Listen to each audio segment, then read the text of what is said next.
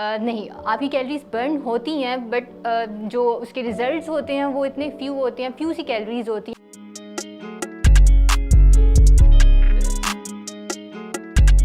अस्सलाम वालेकुम everyone, this is dietitian Aroosa Tauseef और आज के सेगमेंट में हम कुछ ऐसे क्यूरीज़ आपकी या आपके कुछ ऐसे क्वेश्चंस जो मोस्टली आप लोग गूगल करते हो पर आप लोगों को उनके आंसर्स नहीं मिलते, क्योंकि ऑब्वियसली गूगल पे इतनी वेबसाइट्स ओपन हो जाती हैं, इतने लिंक्स ओपन हो जाते हैं कि आप कंफ्यूज हो जाते हो। तो हम उन्हीं क्वेश्चंस में से कुछ क्वेश्चंस यहाँ पे ले रहे हैं और हम उनके आंसर्स कोशिश करूँगी मैं कि उनको एक्यूरेटली आपको शॉर्ट फॉर्म में दे सकूँ, ताकि आपको आपकी जो भी कन्फ्यूजन्स हैं वो क्लियर हो सके उनको लेकर। आज हमने कुछ ऐसे ही क्वेश्चंस पिक किए हैं जो मोस्टली आप लोग गूगल करते हो पर आप लोगों को उसमें कुछ कन्फ्यूजन्स रहती हैं, जिसमें सबसे पहला क्वेश्चन है, does drinking cold water burn more calories.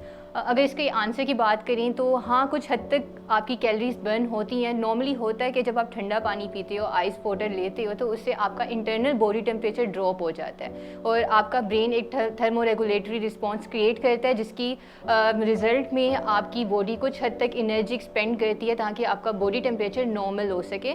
और उसमें कुछ कैलोरीज जो हैं वो यूज़ होती हैं, लेकिन वो इतनी ज़्यादा नहीं होती कि बहुत ही सिग्निफिकेंट रिज़ल्ट्स आपको मिलें या आपका एक ड्रास्टिक वेट रिडक्शन जो है वो हो जाए। तो अगर आप इस क्वेश्चन को एक्यूरेटली इसका आंसर आप जानना चाहें तो उसमें ये होता है कि आप इस पर रिलाई नहीं कर सकते हो कि ठंडा पानी पीने से ही आपका वेट रिड्यूस होगा या बहुत ज़्यादा कैलोरीज जो हैं वो बर्न होंगी। एक गिलास ठंडा पानी से आपकी 4 to 7 कैलोरीज बर्न होती हैं और डेट इज़ नॉट ह्यूज कि आपको उससे सिग्निफिकेंट रिजल्ट्स मिले। 4 to 7 कैलोरीज जो होती हैं, एक जो टॉफ़ी होती है, एक स्वीट होती है, उसके इक्विवेलेंट होती है। तो उस हद तक आपको रिजल्ट्स नहीं मिल सकते।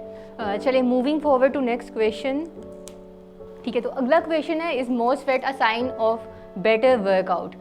अब अगर स्वेटिंग की बात करें तो नॉर्मली आपको स्वेटिंग होती क्यों है? आपकी बॉडी का एक प्रोसेस होता है कि अगर आपका बॉडी का इंटरनल टेम्परेचर जब बहुत ज़्यादा हाई हो जाता है तो उस चीज़ को मेंटेन करने के लिए आपकी बॉडी स्वेट प्रोड्यूस करती है, जो कि आपकी स्किन से इवेपोरेट होता है। तो अगर देखा जाए, sweating is not an indicator of a better workout.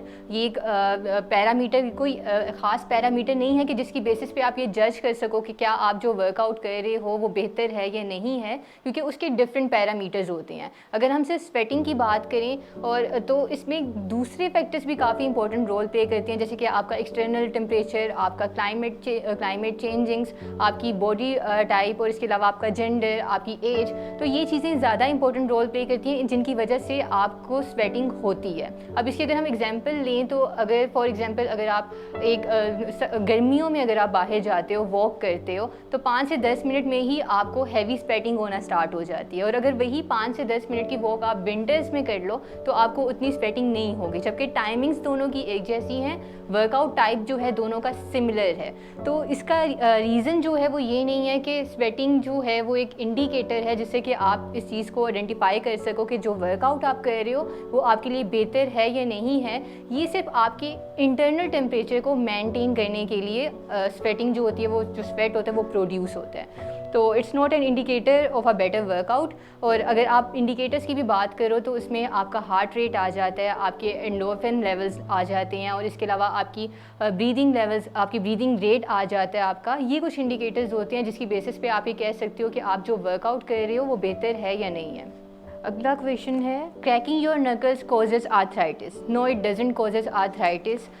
उसकी रीज़न ये होती है कि जब कुछ लोग, हाँ इससे आर्थराइटिस नहीं होता, पर आपके इर्द गिर्द के लोग जो होते हैं वो ज़रूर इरिटेट हो सकते हैं। तो बेसिकली अगर हम नकल क्रैकिंग की बात करें तो कुछ लोग रेस्टलेस होकर या फिर एंशियस होकर परेशानी में भी इस तरह से उनकी एक हैबिट डेवलप हो चुकी होती है। अगर हम देखेंगे होता कि टेक्निकली होता क्या कि जब आप अपने नकल्स पे प्रेशर एग्जर्ट करते हो तो उसमें एक वैक्यूम क्रिएट हो जाता है, आपके जॉइंट्स कुछ फ्यू माइक्रो सेकेंड्स के लिए सेपरेट होते हैं और उससे एक पॉपिंग साउंड जो है वो क्रिएट होता है, जिसको हम क्रैकिंग नकल्स बोलते हैं।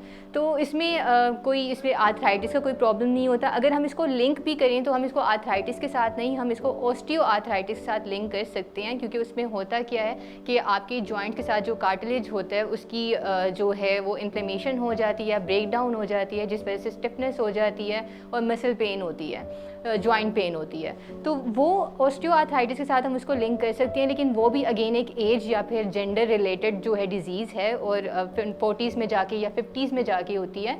तो हम ये एग्जैक्टली नहीं कह सकते कि जो क्रैकिंग नकल्स होते हैं इनके थ्रू आपको आर्थराइटिस हो सकता है। नेक्स्ट क्वेश्चन भी देख लेते हैं। Eating before bed causes weight gain. अच्छा, जब आप सोने से पहले आप अगर कुछ खाओ तो क्या उससे आपका वज़न बढ़ता है या नहीं बढ़ता?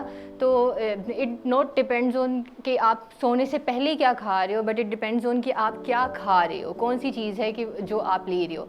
बेसिकली होता है कि हम स्नैकिंग या मंचिंग करते हैं तो हमारे स्नैक्स इस तरह से होते हैं, पेस्ट्रीज़ होती हैं, कोई डिज़र्ट्स होते हैं या फिर उसके अलावा कोल्ड ड्रिंक्स वगैरह होती हैं या क्रैकर्स होती हैं। तो इस तरह की चीज़ें, चिप्स वगैरह, इस तरह की चीज़ें अगर हम एज अ स्नैक यूज़ करें वो भी रात में, तो उससे ना सिर्फ आपका वेट गेन होता है, क्योंकि ज़ाहिर है उससे तो ऑब्वियसली आपकी एक्स्ट्रा कैलोरीज जो होती हैं वो तो आपकी डाइट में ऐड हो ही रही होती हैं, लेकिन सोने से तकरीबन 3 घंटे पहले तक आपको आपका डिनर जो है वो हो जाना चाहिए, ताकि आपको इनडाइजेशन का या एसिड रिफ्लेक्स, इस तरह की जो प्रॉब्लम्स होती हैं, एसिडिटी वगैरह, इस तरह की प्रॉब्लम्स आपको ना हो। तो अगर आप सोने से फ़ौरन पहले आप कोई ना कोई स्नैकिंग ले कर रहे हो या कोई मंचिंग कर रहे हो और वो भी एक अनहेल्दी स्नैक्स हैं, तो उससे आपको प्रॉब्लम हो सकती है, आपका वेट भी गेन हो सकता है उससे। हम अब लास्ट क्वेश्चन भी देख लेते हैं कि क्या है।